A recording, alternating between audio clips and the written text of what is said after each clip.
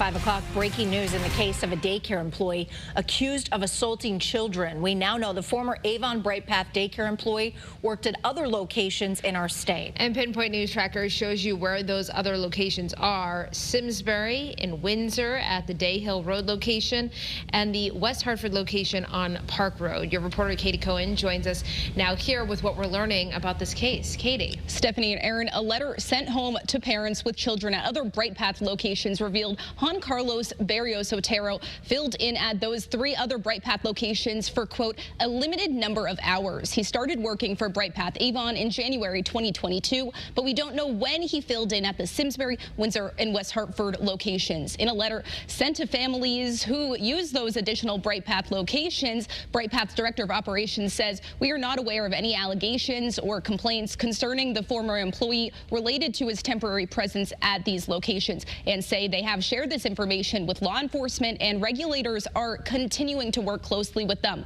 Barrios Otero was charged with sexually assaulting 5 young boys between the ages of 3 and 5 during nap time. Some of the alleged incidents were caught on camera. The Avon BrightPath location closed last week, leaving dozens of families without daycare. Now, the attorney representing at least 85 BrightPath families are calling for a list of the dates he worked at those additional locations. The attorney has this message for BrightPath families finding out this update today.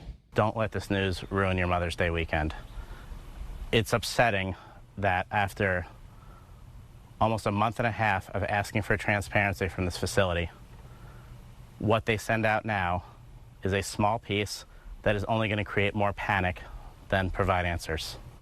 BrightPath representatives say they have reported this update to DCF. They also say they are continuing their own independent review of Barrios Otero. I have reached out to BrightPath to see if they have a new comment after this letter that went out. So far, I haven't heard back. I'm your reporter, Katie Cohen, Channel 3 Eyewitness News. All right, Katie, thank you very much. Now